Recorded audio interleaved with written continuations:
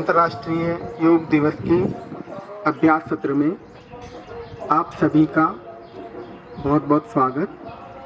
मैं विशेष रूप से स्वागत करूंगा डायरेक्टर सर और director ma'am Saroj ma'am, chairman sir और principal sir, respected Ramvir sir, सभी टीचर्स, सभी स्टूडेंट्स और सभी स्टाफ का। योग सत्र में योगस्तु चित्तवृत्ति निरोध है, योगस्तु कर्मसु कौशलम, इस अवधारणा के साथ में हम लोग अपने शरीर मन को प्रकृति के साथ में जोड़ते हुए आज के सत्र को ऊर्जावान बनाएंगे।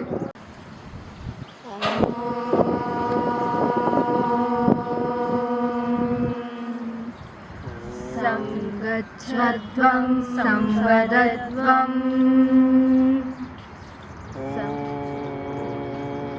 संगच्छध्वं संवदध्वं शम्भो मनासि जानताम् शम्भो मनासि जानताम् देवाभागं यथा पूर्वे देवाभागं यथा पूर्वे सञ्जानाना उपासते संजानाना उपासते। और सभी ज्ञानी बने, अपने पूर्वजों की भांति हम सभी कर्तव्यों का पालन करें।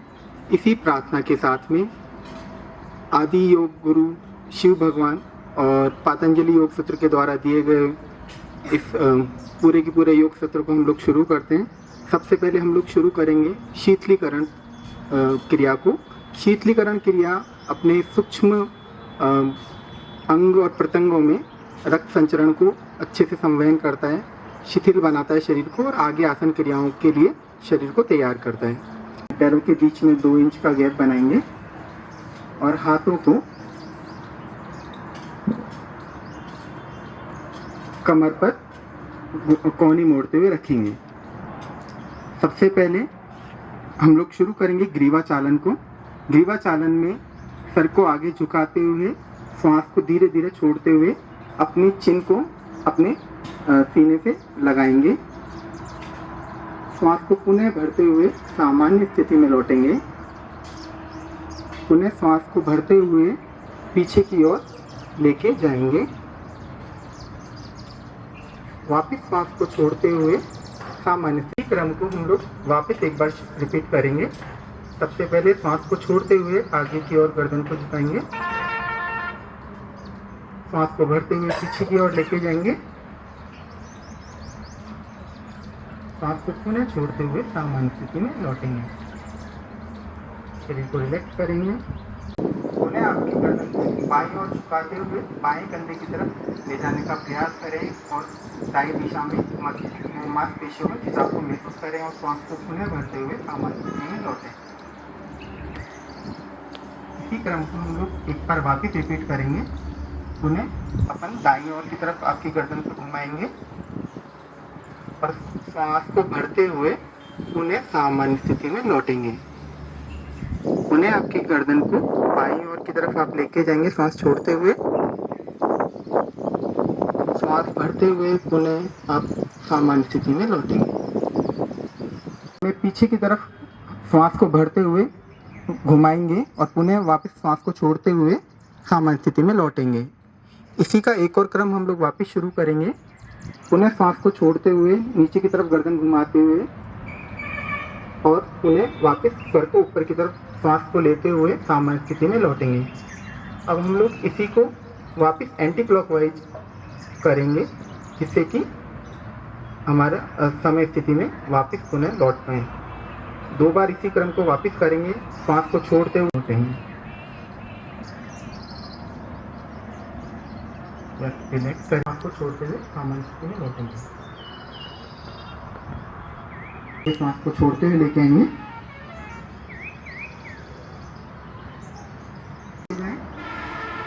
हथेलियों से पुनः वापस सामान्य स्थिति में घुमाकर देखिए। इसका एक और क्रम हम लोग वापस करेंगे। रिलैक्स हो, पुनः अपने हाथों को आगे की तरफ लेके आए, दाएं दिशा की तरफ नाभि की तरफ से घुमाते हुए पीछे लेके जाएं। श्वास को वापस छोड़ते हुए सामान्य स्थिति में लौटें और पुनः कंधे की स्थिति में लेके आए और पुनः वापस नीचे की तरफ झुकते हुए चेयर की स्थिति को बनाएं। श्वास प्रश्वास की गति को नियमित रखें, साधारण से सांस लेते रहें, छोड़ते रहें। कहीं पर भी बहुत ज़्यादा तनाव खिंचाव की स्थिति उत्पन्न नहीं होने दें। पुनः वापस अपनी सामान्य स्थिति में धीरे धीरे लौटें, हाथों को ऊपर की तरफ लेके जाएं, श्वास को भरें, रिलैक्स करें। इसी क्रम को हम लोग एक बार वापस करेंगे। पुनः अपने हाथों को कंधे की तरफ लेकर सर्कुलेशन के द्वारा एक तरफ से खिंचाव करेंगे। इसमें सबसे पहले है जो है ताड़ासन। ताड़ अपने कंधे की तरफ लेंगे, दोनों हथेलियों को जॉइंट करेंगे, उंगलियों को मोड़ेंगे, बाहर की तरफ खोलेंगे और ऊपर की तरफ सांस को भरते हुए ऊपर की तरफ खींचेंगे। इस स्थिति में आपके ग्रीवा में, आपकी कटी में खिंचाव को महसूस करेंगे। इस समय स्थिति में बने रहें, श्वास प्रश्वास की गति को नियमित रखें और पुनः श्वास को धीरे धीरे छोड़ते हुए कंधों को बाहर की तरफ खोलते हुए सांस को लेके आए, लॉक करें और पुनः अपने हाथों को ऊपर की तरफ खींचते हुए एड़ियों की तरफ अपने ऊपर वजन को खींचें। पूरा वजन आपकी एड़ियों पे, ध्यान सामने की ओर, आंखें बंद नहीं करें। आंखें बंद करने की स्थिति में चक्कर आने का डर रहता है। दोबारा शरीर को ढीला छोड़ें, श्वास को भरते हुए हाथों को नीचे की तरफ लेके आए, रिलैक्स करें। रिलैक्स बिल्कुल शरीर को बिल्कुल। वृक्षासन, वृक्ष की जैसी आकृति को बनाना, पैरों के बीच में 2 से 3 इंच का पुनः गैप बनाए। दाएं पैर को मोड़ते हुए घुटने से अपने पगतली को आपके पेरिनियम पार्ट, मूलाधार चक्र की तरफ, एड़ी ऊपर की तरफ हाथों को ले जाते हुए योग की मुद्रा को बनाएंगे। इससे जितना पॉसिबल हो पा रहा है उतना ही करें, अनावश्यक खिंचाव नहीं रखें। श्वास की गति को नियमित, पुनः श्वास को छोड़ते हुए हाथों को नीचे की तरफ लेके आए और अपने पैरों को सामान्य स्थिति में रखें। इसी को हम लोग विपरीत दिशा से करेंगे। बाएं पैर को पुनः घुटने से मोड़ते हुए मूलाधार चक्र की ओर आपकी एड़ी को रखेंगे, हाथों को ऊपर की तरफ उठाएंगे, श्वास को भरते हुए योग की आकृति को बनाएंगे। श्वास की गति को नियमित बनाए रखें। पुनः श्वास को भरते हुए हाथों को ऊपर की ओर ले जाते हुए अपने कटी प्रदेश में खिंचाव को महसूस करते हुए नीचे की तरफ, जमीन की तरफ अपनी हाथ की हथेलियों को और पैर की हथेलियों को एक साथ रखेंगे।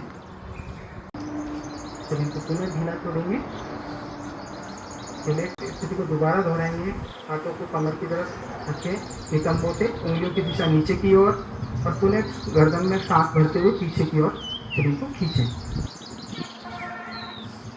पुनः सांस को बाहर करते। त्रिकोण बनाने के लिए पैरों के बीच में 2 से 3 फीट का गैप। श्वास भरते हुए हाथों को अपने कंधे तक उठाएंगे, हाथों की हथेलियां जमीन की दिशा की ओर और बाएं पैर को बाहर की तरफ खोलेंगे। बाएं पैर को बाहर की तरफ खोलें, बाएं पैर को बाहर की तरफ खोलें और बाएं तरफ आपने बाएं हाथ को झुकाते हुए दाएं हाथ को ऊपर की ओर रखें और दाएं हाथ की तरफ ही अपनी गर्दन को, मध्यमा उंगली को देखते हुए श्वास प्रश्वास की गति को नियमित करें। श्वास प्रश्वास की गति नियमित बनाए रखें, करें। पैरों की पगतलियों को पकड़े रखेंगे, रिलैक्स। हाथों को पीछे की तरफ, बिल्कुल शरीर को ढीला छोड़ें। दोनों पगतलियों को वापस में लौटें, उन्हें दंडासन में। उसके बाद में हम लोग करेंगे वज्रासन। वज्रासन शरीर को बनाएंगे। उसके लिए अपने घुटनों पे दोनों हाथों को पीछे की तरफ घुमाते हुए अपने बटक पर रखेंगे, हाथों की उंगलियों नीचे की ओर नियमित करेंगे। पुनः श्वास भरते हुए आगे की ओर, पुनः हाथों को ले जाते हुए पुनः पीछे गर्दन को श्वास छोड़, श्वास को भरते हुए पुनः सामान्य स्थिति में धीरे धीरे बिना किसी खिंचाव और तनाव के सामान्य स्थिति में लौटें। कोशिश करेंगे, हाथों को घुमाएं, राइट को लेफ्ट को, श्वास को छोड़ें,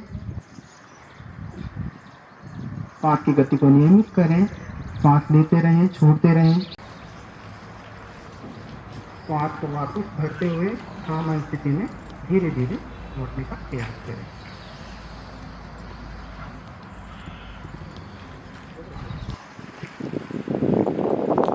उसके बाद में आ गया उत्तान मंडूका। हाथों को पीछे की तरफ खींचते हुए दाएं कंधे पर बाएं हाथ को और बाएं कंधे पर दाएं हाथ को श्वास को भरते हुए पीछे की तरफ थोड़ा खींचेंगे। जितना पॉसिबल हो श्वास को भरेंगे और श्वास प्रश्वास की गति को नियमित करेंगे। पुनः हाथों को छोड़ते हुए, खोलते हुए, श्वास को छोड़ते हुए सामान्य स्थिति में लौटेंगे। रिलैक्स। एक बार पुनः इसी स्थिति को हम लोग वापस करेंगे।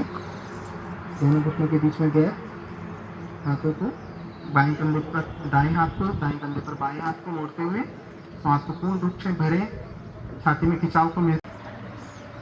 अब आप एक बार दंडासन में आप लोग बैठेंगे। आप दंडासन में आइएगा और हम लोग करेंगे मरीचासन या वक्रासन। वक्र मतलब टेढ़े की जैसी स्थिति बनाना या फिर मरीच ऋषि के जैसी स्थिति को बनाना, जैसे उनका शरीर वक्राकार हो गया था। उसके लिए सबसे पहले दंडासन में बैठेंगे, हाथ पीछे की तरफ, बॉडी को बिल्कुल रिलैक्स करेंगे। दाएं घुटने को मोड़ेंगे और बाएं हाथ को दाएं घुटने की तरफ लाते हुए नीचे की तरफ दाएं पगतली को पकड़ेंगे और बाएं हाथ से पकड़ेंगे और दाएं हाथ को पीछे की तरफ ले जाते हुए गर्दन को भी दाएं हाथ की तरफ पीछे की तरफ देखने का प्रयत्न करेंगे।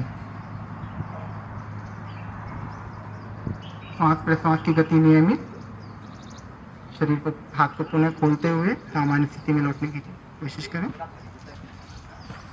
पकड़ेंगे बाएं को और बाएं हाथ को पीछे की तरफ मोड़ते हुए गर्दन को पीछे की तरफ खींचने का प्रयास करेंगे। सांस प्रश्वास की गति नियमित, सांस को पुनः भरते हुए वापस सामान्य स्थिति में लौटेंगे।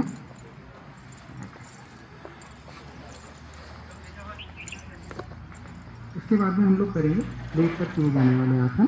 सबसे पहले पीठ के बल और पेट के बल लेट कर किए जाने वाले आसन। दोनों हाथों को मोड़ते हुए हथेलियों मुड़ी हुई दोनों और उस पर अपने सर को रखें।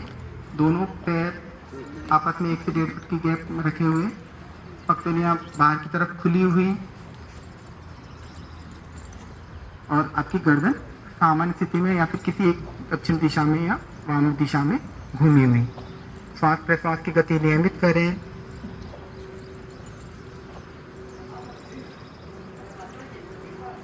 कहीं पर भी खिंचाव तनाव की स्थिति को उत्पन्न नहीं करें, बिल्कुल शरीर को ढीला छोड़ें।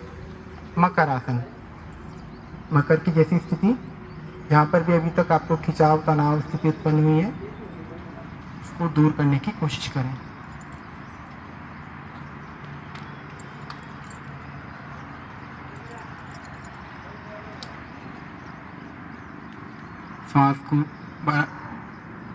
श्वास की गति पे ध्यान दें।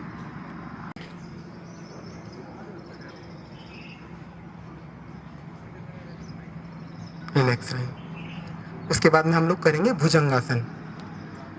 भुजंगासन, भुजंग की जैसी स्थिति बनाना, सर के जैसे। इसके लिए दोनों हाथों को खोलेंगे, अपने कंधे के पास की तरफ से गर्दन को ऊंचा उठाएंगे। नाभि की ओर से गर्दन को ऊंचा उठाएंगे। खिंचाव को महसूस करें। सांस प्रश्वास की गति नियमित और वापस छोड़ते हुए सामान्य स्थिति में लौटेंगे। एक साथ नहीं रखें, धीरे धीरे शरीर को लेटे। उन्हें मकरासन में एक बार लेटे, रिलैक्स रहें। सांस छोड़ते हुए वापस ऊपर की ओर बिना घुटने को मोड़े, सांस को छोड़ते हुए ऊपर की ओर खींचेंगे। पुनः सांस को बढ़ते हुए छोड़ते हुए शरीर को, विचारों को आने जाने दें, बिल्कुल रिलैक्स रहें।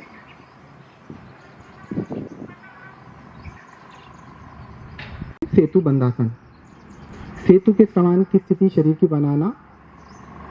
उसके लिए आप सबसे पहले दोनों घुटनों को मोड़ेंगे, अपने पेरिनियम पार्ट के पास में दोनों पगतलियों को लेके आएंगे और दोनों हाथों से अपने एड़ियों को सांस को भरते हुए नाभि को ऊपर की ओर उठाएं, गर्दन नहीं उठे। श्वास प्रश्वास की गति नियमित करेंगे।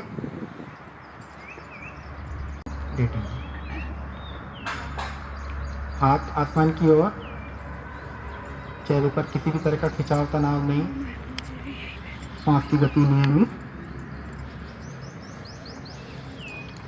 पुनः एक बार सेतुबद्ध एड़ियों को अपने हाथों से क्षमता अनुसार पकड़ेंगे और सांस भरते हुए ऊपर की ओर नाभि को उठाएंगे। श्वास प्रश्वास को बनाए रखें और पुनः श्वास को छोड़ते हुए, हाथों को लॉक को छोड़ते हुए पैरों को सामान्य स्थिति में लौटकर सामान्य स्थिति में लौटेंगे। पुनः शवासन की स्थिति में लेटें।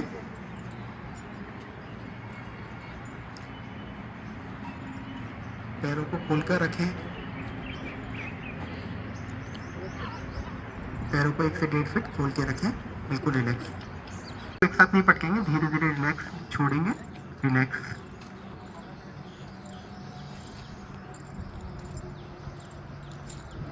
शरीर को बिल्कुल ढीला छोड़ें। एक बार पुनः अपन इस आसन को शुरू करेंगे। हाथों के दोबारा नितंब के पास में दोनों पैरों को मिले हुए पंजे और 30 डिग्री का एंगल। श्वास प्रश्वास की गति नियमित। श्वास को भरते हुए वापिस सामान्य स्थिति की तरफ लौटेंगे। हाथों को बिल्कुल आसमान की तरफ रिलैक्स करें, बिल्कुल शरीर को बिल्कुल ढीला छोड़ें। उत्तान पादासन। इसके बाद में आ गया अर्ध हलासन। जैसे अभी ये आधे हल की स्थिति, जैसे आपने अभी 30 सांस को छोड़ते हुए 90 डिग्री पे धीरे धीरे बिना किसी खिंचाव तनाव के ज़्यादा लेके आएंगे। श्वास प्रश्वास की गति को नियमित रखेंगे और पुनः शरीर को वापस सामान्य स्थिति में लौट के आएंगे। श्वास को भर, पैर को रखते टाइम आपकी गर्दन नहीं उठे, इसका आप विशेष रूप से ध्यान रखें। शवासन में लेटेंगे, बिल्कुल रिलैक्स लेटेंगे। श्वास की गति को नियमित करें। चेहरे पर किसी भी तरह का खिंचाव तनाव नहीं। शरीर को बिल्कुल संतुलित अवस्था में देखें। एक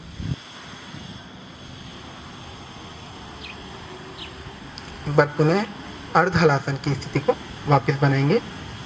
दोनों हथेलियां नितंबों के पास और पैरों को दोबारा 90 डिग्री एंगल पे सांस छोड़ते हुए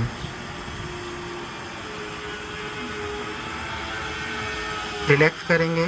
सांस प्रश्वास को नियमित करेंगे। आपके घुटनों से लगाने का प्रयत्न करेंगे। श्वास को छोड़ते हुए अपने घुटनों पे लगाने का प्रयत्न करेंगे।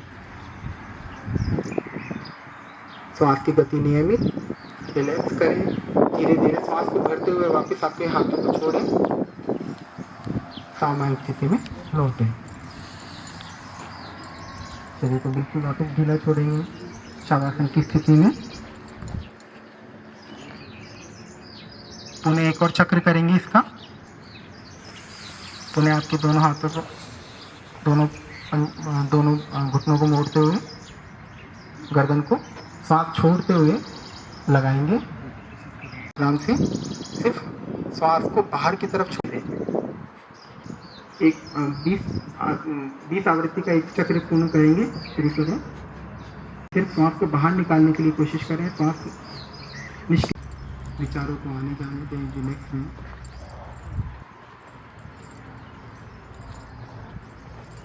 उसके बाद में हम लोग शुरू करेंगे नाड़ी शोधन या अनुलोम विलोम। सामान्य स्थिति में बैठे, दोनों हाथों को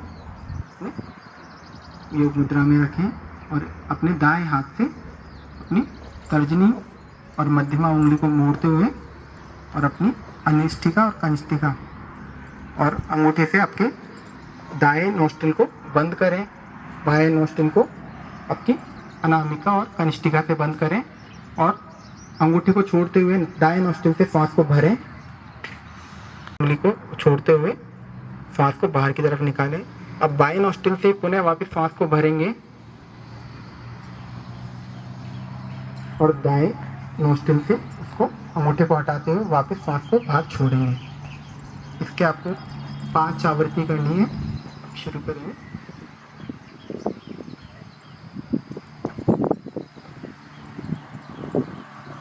सांस को अपनी क्षमता के अनुसार भरें और धीरे धीरे सांस को छोड़ें।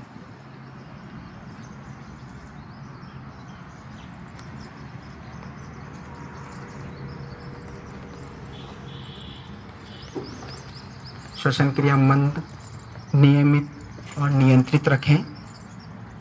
श्वसन क्रिया मंद, नियमित और नियंत्रित रखें। किसी भी तरह का खिंचाव, दबाव, अवरोध को महसूस नहीं करें।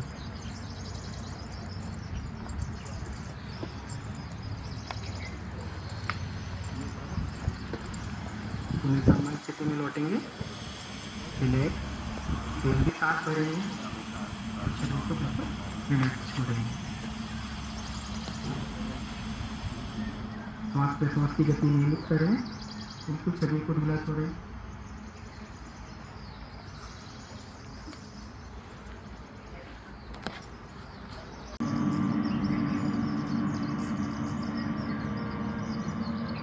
तो एक और चक्र करेंगे।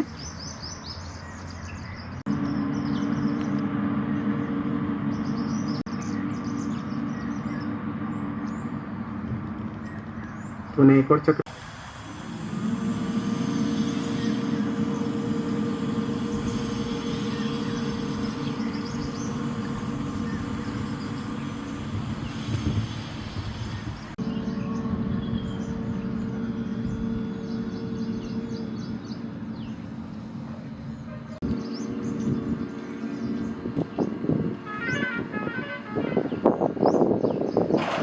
आंखों को बंद रखेंगे और दोनों हाथों को रगड़ते हुए अपनी आंखों के मध्य लेंगे। पूरे चेहरे पे उसको महसूस करें, उस ऊर्जा को, और धीरे धीरे सामने की तरफ आंख खोलते हुए सामान्य स्थिति में लौटेंगे। उसके बाद में हम लोग आज के योग सत्र के लिए संतुलित करना है। हमें अपने मन को हमेशा संतुलित करना है। इसमें ही हमारा आत्मविश्वास समाया है। इसमें ही हमारा आत्मविश्वास समाया है। मैं स्वयं के प्रति, मैं स्वयं के प्रति, कुटुंब के प्रति, कार्य, समाज और विश्व के प्रति शांति, आनंद और स्वास्थ्य के प्रचार के लिए बद्ध हूँ। उसके बाद में हम लोग एक शांति पाठ दोहराएंगे। ओम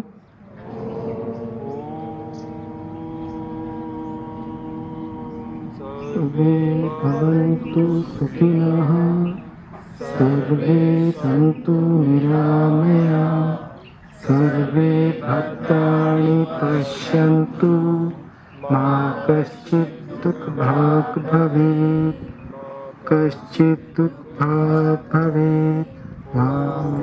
शांति शांति शांति। सब सुखी हो, सब निरोग हो, सब निरामय हो, सबका मंगल हो, कोई दुखी ना हो। इसी मंगल भावना के साथ में आज हम लोग ये अभ्यास सत्र को समाप्त करते हैं। धन्यवाद। आपके प्रोटोकॉल में हम लोग ने सभी ने सत्र में योगा का अभ्यास किया। सबको बहुत आनंद आया होगा, इसीलिए इतनी धूप में भी अब सब लोग बैठे हुए हैं। और मुझे लगता है कि इतनी धूप में अब सबको यहाँ पर बिठा कर और फिर बार बार कुछ सुनाना उचित नहीं होगा। मुझे लास्ट ईयर की बात याद आ रही कि जब हम लोग यहाँ पर खड़े थे और बात कर रहे थे कि इस डिपार्टमेंट के थ्रू कुछ नेचुरोपैथी और वेलनेस की क्रियाएं शुरू होनी चाहिए। तो वो पंचकर्म डिपार्टमेंट के थ्रू वेलनेस की क्रियाएं जो नियमित आम जन को फैसिलिटी मिलनी चाहिए, वो आश्रम परिवार ने शुरू की है। साथ ही रसशास्त्र डिपार्टमेंट से भी हम लोग ने कुछ क्रिएटिविटी शुरू की है। तो मैं चाहूँगी हिना मैडम भी अपना अनुभव यहाँ पर आज के दिन साझा करें और उनके डिपार्टमेंट के थ्रू और फार्मास्यूटिकल के थ्रू जो एक छोटी सी क्रिएटिविटी की है, उसके स्टॉल इन्होंने लगाई है। उस स्टॉल के लिए उन्हें बहुत बहुत बधाई। और जितने भी हमारे इस डिपार्टमेंट और इस फाउंडेशन के जो सीनियर लोग हैं, उन सभी का आशीर्वाद इन इस क्रिएटिविटी को मिले। बहुत बहुत धन्यवाद आज के सेशन को। नमस्कार सर। मैं बुलाना चाहूँगा चेयरमैन सर को। प्लीज़ सर आप 2 शब्द।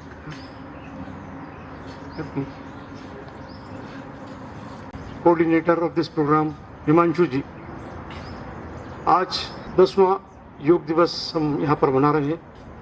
यह तो केवल एक फॉर्मेशन थी, योग को मनाने के लिए भारत सरकार के द्वारा पहल की गई थी।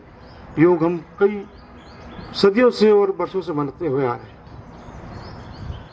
मैंने देखा कि मैं वैसे पहले तो इसमें इंटरेस्ट लेता था बुक्स में, योगा प्रोटोकॉल में, पर 10 साल में जो योगा का प्रोटोकॉल बनाया गया उसके बाद में कोई अमेंडमेंट नहीं हुआ है। ये दुखद है। जैसे जैसे हम आगे अग्रसर होते हैं अपनी योग क्रिया के अंदर, तो इसके प्रोटोकॉल्स को भी थोड़ा सा एडवांस स्टेज में बनाना चाहिए। ये कोई विदेशी यदि हमारे इस प्रोटोकॉल को देखेगा और उसने जो योग किया है तो उसमें बड़ा डिफरेंस उसको महसूस होगा कि ये अभी तक कितना योग कर रहे हैं, हम इतना आगे चलते हैं। जो लोग सक्षम हैं अपने मन बुद्धि और से शरीर से, वे इसकी अग्रिम स्टेज को यदि करने के इच्छुक हो तो वो हमारे स्वास्थ्य डिपार्टमेंट के निर्देशन में, योग गुरु के निर्देशन में इसको थोड़ा सा आगे बढ़ाएं। ये तो प्रोटोकॉल है, आज योग दिवस मनाना है इसलिए हमने किया है, लेकिन इसकी इतिश्री यहाँ पर नहीं होना चाहिए। हमको आगे इसके जो टिपिकल आसन हैं, ये तो प्राइमरी सीरीज है, इंटरमीडिएट और एडवांस सीरीज जो आगे होनी चाहिए इसकी, उस पर भी हमको उसके बारे में सोचना पड़ेगा या उसके बारे में हमको अभ्यास करना पड़ेगा। दूसरा, गर्मी के लिए 2 दिन से मेरे को चर्चा चल रही है कि यहाँ पर गर्मी और धूप में कैसे इस योग को किया जाए। दिन निर्धारित है, समय निर्धारित है, लेकिन आपको बता दूं कि योग जितनी गर्मी में किया जाएगा उतना उसका लाभ होगा। खुली वायु में जितना योग करोगे उतना उसका जो है परसेंटेज बहुत कम रहेगा जितना कि आप धूप में करोगे। स्वेट शरीर से, पसीना शरीर से बाहर जब तक नहीं आएगा अंदरूनी शरीर से, तब तक आपको योग का लाभ नहीं मिलेगा। शरीर के जो अंग प्रत्यंग होते हैं उसमें जब अपन ये क्रियाएं करते हैं तो वहाँ पर उनको जो इफेक्ट्स होना चाहिए, उस इफेक्ट से जो शरीर का टॉक्सिन्स बाहर निकलने चाहिए, वो योग की इस प्रक्रिया के द्वारा, पसीने से या मलमूत्र के द्वारा ही उसको अपन बाहर कर सकते हैं। तो ये एक अच्छी एक प्रक्रिया है कि हमको इस धूप में करने का आज मौका मिला। विदेशों में तो जो विक्रम गुरु हैं कैलिफोर्निया में, बेवरली हिल्स में, वो 60 डिग्री का टेम्परेचर से ही योग चालू करवाते हैं। तो मतलब कि आपको सूर्य नमस्कार कंप्लीट करते करते आपका शरीर पूरा पानी से भीग जाता है। जब आप पूरा आगे करते हो तो आप, इसका पर्पस भी है कि जितना शरीर गर्म होगा उतना ही आप टिपिकल आसन में कर पाओगे।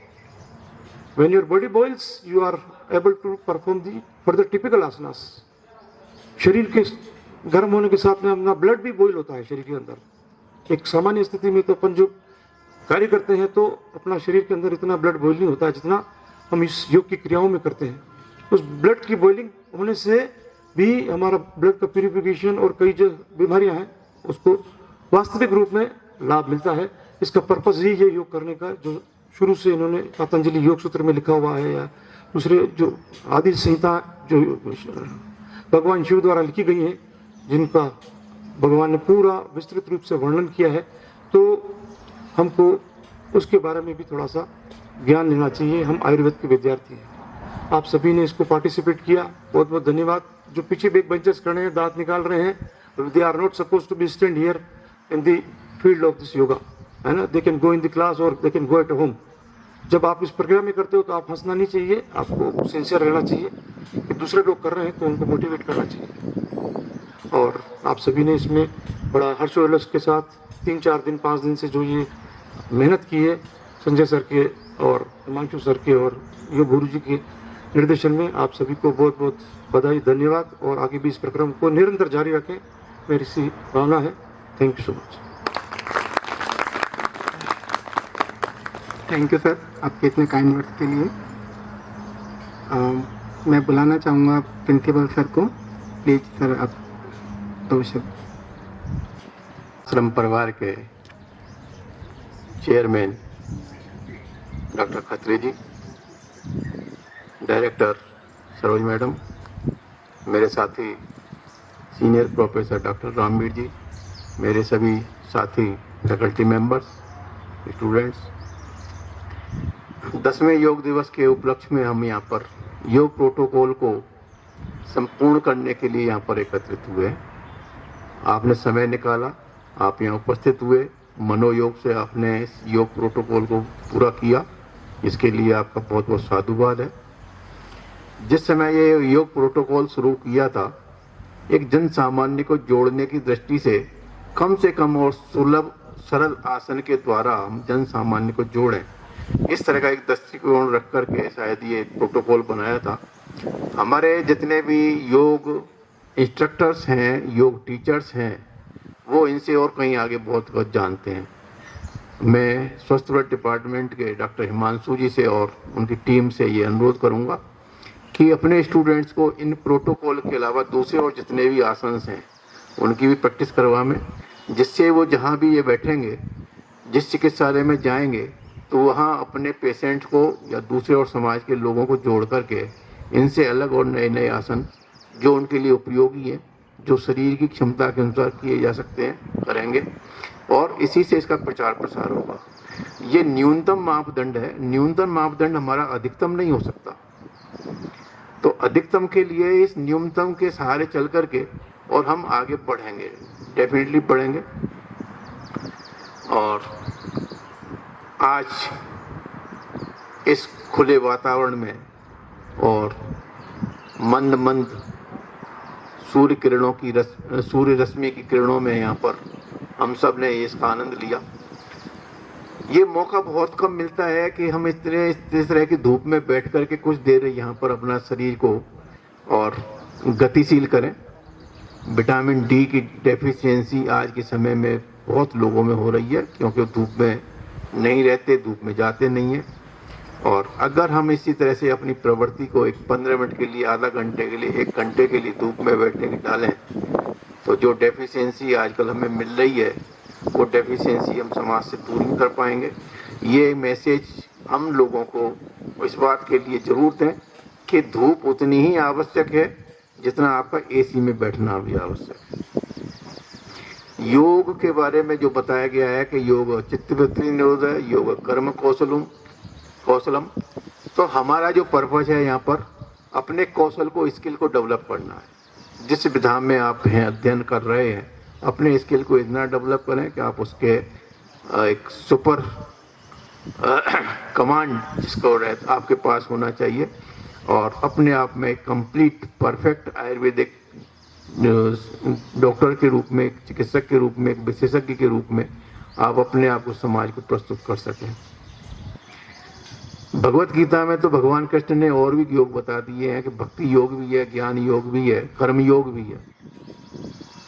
अभी हम यहाँ पर महाविद्यालय में, तो योग से मतलब ये है कि हम आपस में एक दूसरे का सहयोग परिवार के रूप में, क्योंकि ये हमारा एक परिवार है, हम एक दूसरे का सहयोग करें, एक दूसरे की प्रशंसा करें, लेकिन एक दूसरे की आलोचना नहीं करें। आलोचना भी होनी चाहिए, लेकिन एक सकारात्मक होनी चाहिए। अगर किसी में आप बुराई ढूंढते रहेंगे तो आप नकारात्मकता को बढ़ावा दे रहे हैं। सकारात्मक ऊर्जा जो आपके अंदर आनी चाहिए वो नहीं आएगी। बी पॉजिटिव ऑलवेज, और अच्छा सोचें, अच्छा करें, और दिन आपका अच्छा रहेगा, क्षेत्र भी आपका अच्छा रहेगा। इन्हीं शुभकामनाओं के साथ धन्यवाद। धन्यवाद प्रिंसिपल सर आपके इन शब्दों के लिए। मैं आगे रिक्वेस्ट करूंगा सर रामवीर सर से, प्लीज सर आप दो शब्द। नीचे से ऊपर चलता, ऊपर से आदरणीय निर्देशिका जी और मेरे सभी योग शिक्षक नहीं कहेंगे, शिशु कहेंगे कि वो सभी सीखने वाले हैं, सीख रहे हैं। योग के बारे में काफ़ी चीज़ें कह दी गई हैं, मगर जो मैं थोड़ा सा ऑब्जर्वेशन करता रहता हूँ हर एक चीज़ में। मैं शिष्य ही हूँ, इसलिए सीखता रहता हूँ, तो उसके अंदर कमियाँ भी निकलता हूँ। शिष्य से ज़्यादा कमी कोई नहीं निकल सकता, गुरु की कमियाँ। तो जब हम प्रोटोकॉल कर रहे होते हैं, क्योंकि मैं भी थोड़ा बहुत योग हाथ पर हिलाता रहता हूँ, तो कब श्वास लेनी है, कब श्वास छोड़नी है, इस बार फिर हम गलती कर गए। जब हम इंस्ट्रक्शन दे रहे थे तो के अंदर कहाँ श्वास लेनी है, कहाँ श्वास को गति को नियमित करना है, कहाँ श्वास को निकालना है, कहाँ रोक के रखना है, उसमें थोड़ा गलती करेगा। यही चीज़ अगर कंट्रोल करना, चित्त वृत्ति योग कब होगा? चित्त की वृत्ति जब निरोध जब होगा जब शरीर की वृत्ति का निरोध होगा, और शरीर की वृत्ति का निरोध जब होगा जब आप श्वास के ऊपर कंट्रोल कर पाओगे। तो शरीर की जो ताकत है वो सारी की सारी वाइटल कैपेसिटी के ऊपर है। कितना श्वास आप रोक सकते हो, कितना श्वास आपकी वाइटल कैपेसिटी है। लंग्स की कैपेसिटी कम हो जाएगी, आपकी बॉडी की ऑक्सीजन कंजम्पशन कम हो जाएगा, ताकत भी कम हो जाएगी। तो जब योग कर रहे हैं तो हर एक आसन के अंदर कब श्वास अंदर लेनी है, कब श्वास छोड़नी है, कब अप होल्ड करके रखना है, ये सारी चीज़ें हम लोगों को खुद ही सीखनी पड़ेंगी। क्योंकि इंस्ट्रक्टर है वो थोड़ी तरह से गलत हो जाता है, तो उसमें अपनी गलती भी हो जाती है। तो ये योग जो शुरुआत डॉक्टर साहब ने कहा था दिनेश जी ने, कि हकीकत में हम लोग ये प्राइमरी योग की तरफ चल रहे हैं और इसको आगे भी कर सकते हैं। बहुत सारे आसन इतने अच्छे हैं, धीरे धीरे करके स्टेप बाय स्टेप आगे बढ़ सकते हैं, जो स्वास्थ्य के लिए बहुत हितकर हैं। इसके बारे में किया जा सकता है, करना चाहिए। तो आप सबको फिर से बधाई के साथ में, अगर इस योग को 10% लोग भी नियमित करते हैं और 10% लोगों को और मोटिवेट कर सकते हैं तो ये सफल है। अदरवाइज ये एक फॉर्मेलिटी के रूप में आज कर लिया, उसके बाद मस्त कुछ भी खाओ कुछ भी पियो। सबसे पहले योग का नियम तो आसन तक रह गया नियमित, नहीं तो योग का तो प्राथमिक पायदान ही यम से शुरुआत होती है। तो यम का प्राथमिक पायदान सत्य, अहिंसा, ब्रह्मचर्य, सत्य से शुरू होता है। तो सुबह से हम झूठ बोलना शुरू करते हैं 11:30 बजे तक, रात तक। तो ये तो सिर्फ मसल्स के लिए, मांसपेशियों के लिए ठीक है, मगर मन के लिए चित्तवृत्ति योग जब होगा जब पहले ही यम का पालन करेंगे। तो मेरे ख्याल से उनके ऊपर भी थोड़ा सा लागू करना चाहिए कि यम का पहला ही जो पायदान है उस पर चले। तो ठीक है, आसन के लिए तो आसन के साथ में और भी आसन कर सकते हैं। जो अपने उसमें जिम में जाते हैं वो भी मसल्स के लिए काम करते हैं, मगर योग और मसल जिम के आसन के अंदर थोड़ा सा विभेद ये रखना चाहिए कि हमें यम का भी पालन करते हुए आसन पे जाना चाहिए। प्रत्याहार तो करना ही है। प्रत्याहार के अंदर अपने रोजाना मोमो खाएंगे, रोजाना पिज्जा खाएंगे, दैट इज नॉट योगा। अगर आप योग करने जा रहे हैं तो उसके अंदर प्रत्याहार का भी ध्यान रखना पड़ेगा। तो योग छोटा सा ये एक बूंद है जो हम लोग कर रहे हैं, बहुत बड़ा समुद्र है। इसमें जितना डूबते जाओगे उतना आनंद आता रहेगा। तो इसलिए रोजाना इसके अंदर जिस तरह से स्विमिंग पूल में रोजाना तैरते हैं तो अपनी तैरने की कला आती जाती है, वैसे वैसे योग करने से आपको इसमें तैरने में आनंद आएगा। धीरे धीरे करके तैरने में ऐसा आ जाएगा कि रूटीनली बिना तैरे हुए आपको बिना योग किए हुए नींद ही नहीं आएगी। तो इस तरह का अपनी आदत डालिए जिससे आपको शरीर भी ठीक रहे, मन भी ठीक रहे। और अपने जानते हैं कि योगा से अपने शरीर के अंदर एंडोर्फिन्स बनते हैं। और डॉक्टर साहब ने कहा, दिनेश जी ने बहुत ज़बरदस्त बात की है, साइंटिफिक बात कही है। उसको अगर सोचेंगे तो बहुत कुछ हो सकता है। हमारे शरीर के अंदर जितने ट्राइग्लिसराइड्स होते हैं वो सारे के सारे अपने जानते हैं कि ठंडी के अंदर वो गाढ़ा होना शुरू हो जाते हैं। सैचुरेटेड फैट होते हैं वो गाढ़ा होना शुरू हो जाते हैं। इसलिए जितने भी हार्ट अटैक होते हैं ज़्यादातर मॉर्निंग में और सर्दियों के सीजन में ज़्यादातर होते हैं। तो इसको अगर शरीर को गर्म करेंगे तो अपने वार्म होगा। पहले वार्म जैसे अभी शीतलीकरण नहीं था, वहाँ शिथिलीकरण था। बार बार हमको कह रहे थे शीतलीकरण नो, दैट इज द शिथिलीकरण। शरीर को शिथिल करना था। शिथिल यानी रिलैक्स। उसके बाद में रिलैक्स का मतलब ये होता है कि धीरे धीरे करके कोई भी गेम खेलने जाते हैं तो पहले वार्म अप होते हैं। वार्म अप यानी अब ब्लड सर्कुलेशन बढ़े, और ब्लड सर्कुलेशन बढ़ने के लिए सभी मांसपेशियों को ब्लड सर्कुलेशन की ऑक्सीजन की जरूरत पड़ती है। इसलिए ब्लड सर्कुलेशन बढ़ने से, शरीर का बॉडी टेम्परेचर बढ़ने से ब्लड का टेम्परेचर भी बढ़ता है। और ब्लड का टेम्परेचर बढ़ने से क्या है, ब्लड पतला होता है। जो फैट्स होते हैं वो लिक्विफाइड होते हैं। लिक्विफाइड होते हैं तो सूक्ष्म से सूक्ष्म सेल्स हैं, वहाँ तक ऑक्सीजन ले जाने की सब क्षमता उनकी बढ़ जाती है। तो इसलिए योग को गर्म के अंदर, जहाँ ठंडे प्रदेश हैं वहाँ पर गर्मी के अंदर कराते हैं। वो एसी चैम्बर नहीं होता, उसको हॉट चैम्बर हो जाए, वार्म चैम्बर होता है, उसके अंदर योगा कराते हैं। क्योंकि अगर ठंड में कराएंगे तो उसके अंदर अपने ब्लड की जो सर्कुलेशन है वो सही तरह से नहीं हो पाएगी। तो शरीर को ठंडा की जगह पे गर्म के अंदर योगा करते हैं, उसका ज़्यादा रिजल्ट मिलता है। और जानते हैं कि अपनी जो स्वेट ग्लैंड्स हैं वो दूसरा किडनी का काम करती है।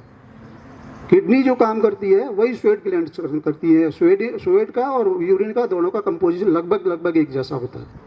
तो जो लोग एसी में ज़्यादा रहते हैं उनको किडनी की प्रॉब्लम ज़्यादा होती है। जो एसी में नहीं रहते, धूप में काम करते हैं, उनको किडनी की प्रॉब्लम कम रहती है। सारी की सारी साइंटिफिक। डॉक्टर साहब ने एक चीज़ के अंदर कह गए कि गर्म में योग करोगे तो उसका लाभ अलग मिलेगा, एसी में योग करोगे तो उसका लाभ अलग मिलेगा। आप जिम में जाते हो, एसी में जिम करते हो, दैट इज रॉन्ग। और अगर आप धूप में करते हैं या फिर गर्मी में करते हैं, नॉर्मल टेम्परेचर में करते हैं, दैट इज द राइट। छोटी छोटी चीज़ें हैं, इनमें बहुत सारा साइंस छुपा हुआ है, इनको फॉलो करेंगे तो अच्छा रिजल्ट मिलेगा। मेरे को बोलने के लिए समय दिया, उसके लिए बहुत बहुत धन्यवाद। Thank you very much. धन्यवाद सर। इन सभी सत्रों को समायोजित करने में महत्वपूर्ण जो योगदान रहा वो रहा राजेश सर का, संजय सर का, वीणा मैम का और सभी टीचर्स का। उन सभी को धन्यवाद। आप सभी के लिए यहाँ अल्पाहार की व्यवस्था है, प्लीज़ आप इसको लेते जाएँ। धन्यवाद। To you all, to a baby unit of Kalashram Foundation, that is Kalashram Pharmaceuticals. हम लोग ने एक छोटा सा यहाँ पर एक स्टॉल रखा हुआ है जो हमारा कलाश्रम फाउंडेशन है, उसके अंडर ही कलाश्रम आयुर्वेद फार्मास्यूटिकल्स भी है अपने यहाँ पे, जो आयुर्वेदिक प्रोडक्ट्स है, जहाँ हम लोग बात कर रहे हैं। आज योगा डे है और हम लोग जितना इम्पोर्टेंस योगा को दे रहे हैं, मेरे ख्याल से आयुर्वेद में जो मेडिसिन है उनका भी बहुत इम्पोर्टेंट रोल है। आई वुड से कि अगर 50% अगर योगा है तो कहीं ना कहीं 50% हम लोग दवाइयों पर भी निर्भर रहते हैं। तो आज हम योगा के साथ साथ कुछ दवाइयाँ भी हमने यहाँ पर हमारी कंपनी की कलाश्रम आयुर्वेद फार्मास्यूटिकल्स की आज इंट्रोड्यूस करी है। सर और मैडम की गाइडेंस में हमने एक बहुत ही अच्छा combination of medicines, classical medicines हमने अभी आज इंट्रोड्यूस किया है। सो मेरी आप सबसे रिक्वेस्ट है कि आप आज प्लीज़ स्टॉल पर विज़िट कीजिएगा और मेडिसिन्स को आप देखिए, परखिए और प्लीज़ आप उसको ले भी सकते हैं अपने हेल्थ बेनिफिट्स के लिए। आपके घर के मेंबर्स हैं, आपके पेरेंट्स हैं, उनके लिए कुछ बेनिफिशियल है। आप आयुर्वेद स्टूडेंट्स हैं तो आपको बेटर पता है कि कौन सी दवाई कहाँ यूज़ होती है। तो you can we are here to sell also, और आप एक बार सेल विजिट भी कीजिएगा स्टॉल पर।